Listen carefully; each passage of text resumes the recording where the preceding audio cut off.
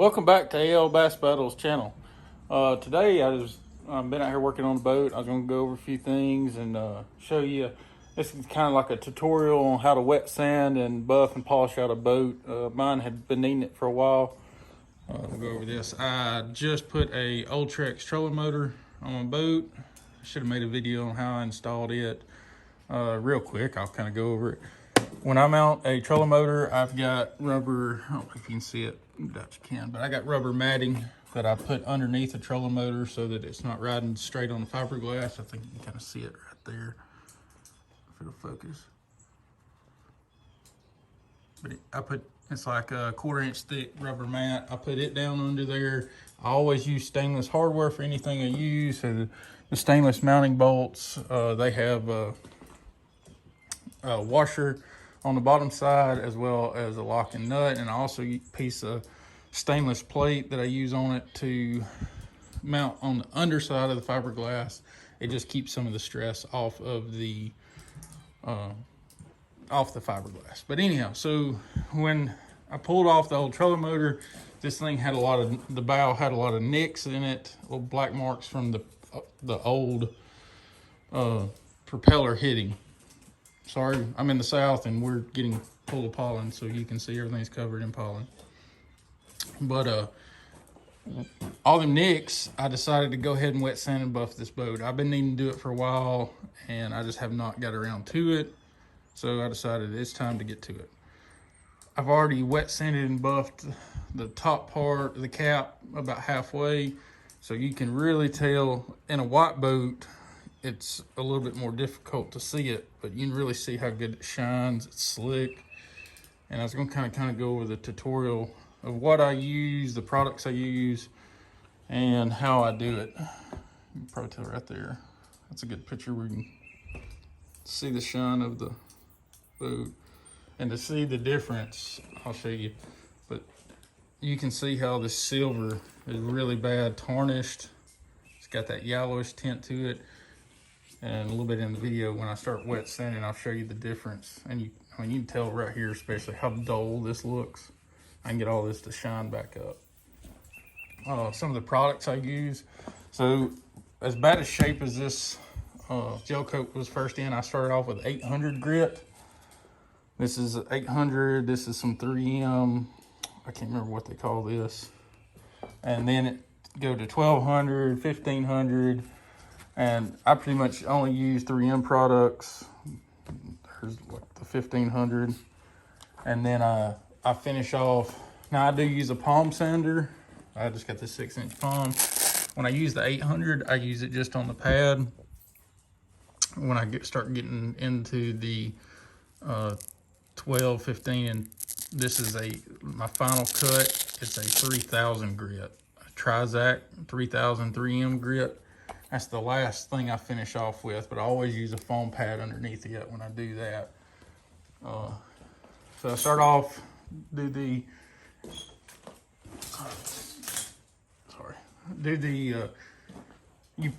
on how bad your gel coat is, you may not have to start off with 800. Like I said, I just had to because of how bad the gel coat was. Most time you probably start off with 1200. Go 1500.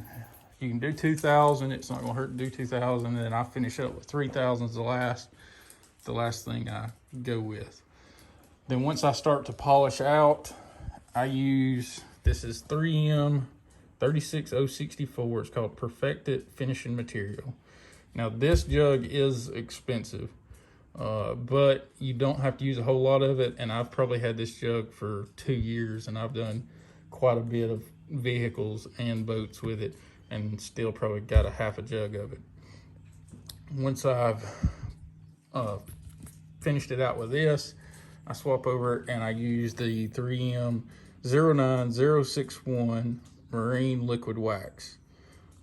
It polishes out really, really well, comes off the boat good, leaves a very slick finish. And then one of the extra things I go a little further with is I use a Griot's ceramic 3-in-1 wax. It's a spray on wax and it really seals everything off at the end. But the other thing I do is before I use any of these buffing polishing material and waxes. So when I get to 1200 and above, I use water. That's what this little water bucket's for. And that keeps your pad where it spins clean. You don't get a bunch of material in your sandpaper. So that's when I start wet sanding. And it leaves water in these little grooves, especially right here at the rub rail. And when you start polishing, this stuff will clump up if you got any water that gets in it. So I've got a little blower here, and I just take my blower and make sure to blow all the water out before I start using any of my compounds, so that I'm not getting water mixed in with them. But anyways, I'm gonna sit here and I'll sand on some more, and then I'll kind of time lapse this thing in and kind of show you as I get it finished out. But she's definitely looking better than what she was. Get her to focus. She had definitely doled out quite a bit. All right, I was gonna show you right here. This is gonna be kind of loud. This, like I said, this is, you see how bad dull it is. It's real yellow. I'm gonna do a little section here and you'll see just from the initial cut how big of a difference this makes and how yellow this white has turned over the years.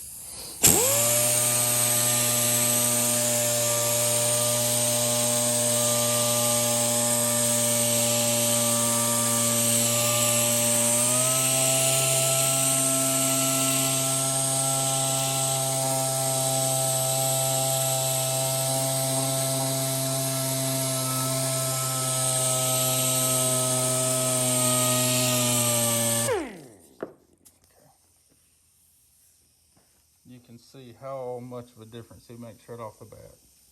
You can really tell the difference from how dull and yellow it's turned over the years. I will say there is this product I use when I wash my boat. I don't use this every time, but especially having a white boat, the hull turns yellow, especially on, like, if you're on a Coosa River. Oreillys sells this stuff. It's called Mary Kate On and Off Hull and Bottom Cleaner. It's for fiberglass. If you have a hull that stains, this stuff is amazing. I just use it on a car brush. Pour some on the car brush, rub it on the hull, and it will clean it up. I can show you in a later video on that, but it will make the hull back white as well. Anyways, I'm gonna get at it and I'll time lapse some video in.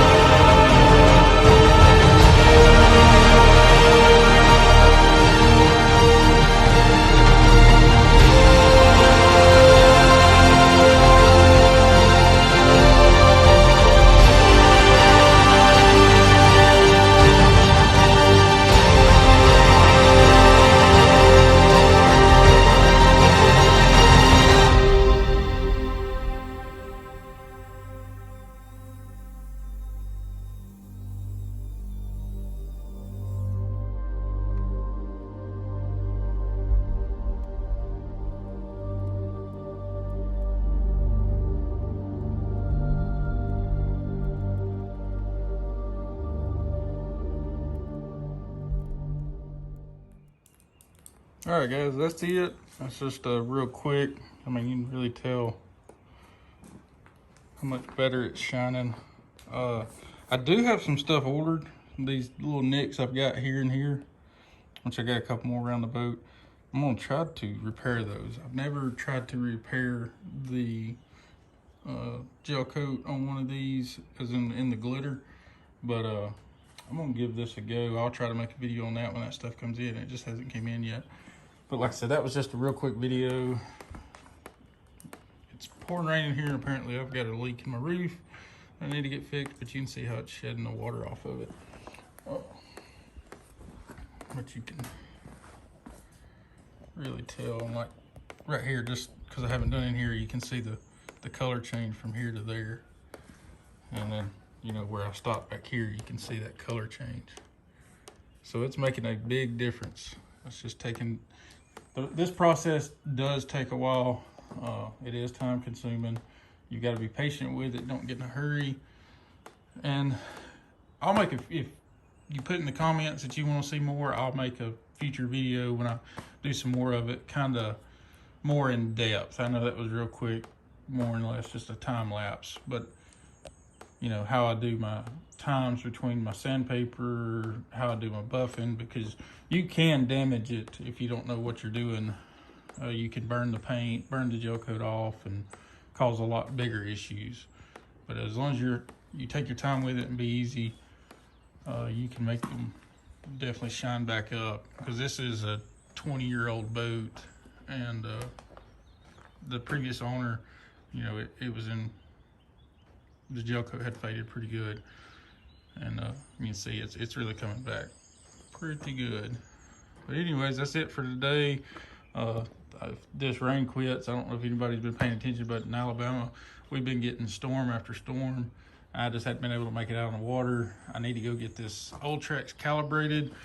So if the rain lets up this evening, I may try to go to one of our local lakes, and then I may make a video then. But anyways, I do appreciate it. Thank you for watching. Anything you want to see in future videos, let me know. Make sure to subscribe if you haven't, and I appreciate it. Thanks.